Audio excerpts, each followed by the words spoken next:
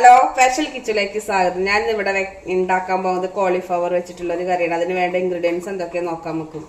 Cauliflower, ഒരു medium size സവോള, ഒരു മീഡിയം സൈസ് ഉരുളൻകിഴങ്ങ്, ഒരു ചെറിയ തക്കാളി, ഇഞ്ചി വെളുത്തുള്ളി പേസ്റ്റ്, കുരുമുളക് പൊടി, മല്ലിപ്പൊടി, മഞ്ഞൾപ്പൊടി, മുളക് പൊടി, ആവശ്യത്തിനുള്ള എണ്ണ, ചെറിയ ജീരകം.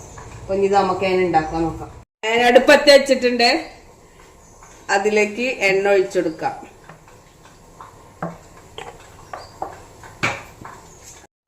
ജീരകം ഇട്ട് കൊടുക്കാം നമുക്ക്.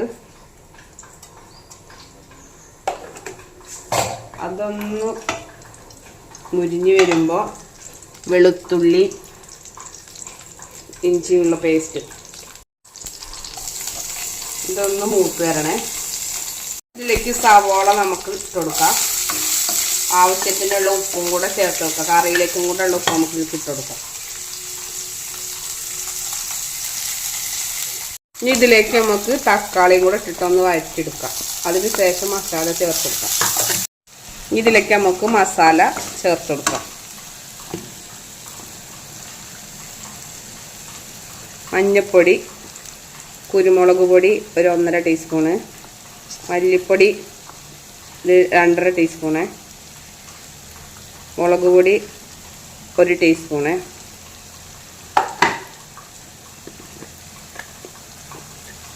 Kashmir chilli 1 teaspoon.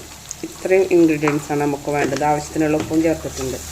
ഇത് 2 മിനിറ്റ് നേരം പച്ചമണം മാറുന്ന വരെ നമുക്കൊന്ന് വഴറ്റിയെടുക്കണം. അങ്ങനെ കറി ഇവിടെ റെഡി ആയിട്ടുണ്ട്. ഇത് നമുക്ക് ഒരു പാത്രത്തിലേക്ക് മാറ്റാം.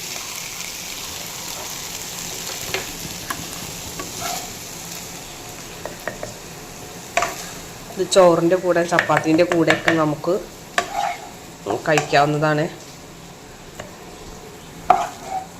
നല്ല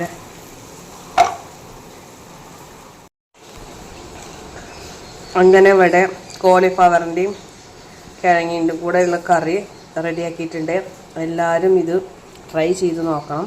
ചോറിൻ്റെ കൂടെയും ചപ്പാത്തിൻ്റെ കൂടെ നമുക്കിത് കഴിക്കാവുന്നതാണ്. ഞങ്ങളെ ഈ കുഞ്ഞു വീഡിയോ എല്ലാവർക്കും ഇഷ്ടപ്പെടുമെന്ന് വിചാരിക്കുന്നു. സബ്സ്ക്രൈബ് ചെയ്യണം, ഞങ്ങളെ സപ്പോർട്ട് ചെയ്യണം, എപ്പോഴും ഞങ്ങളെ കൂടെ നിൽക്കണം. അപ്പോൾ ഇനി ചെറിയൊരു വീഡിയോ ആയി വീണ്ടും കാണാം.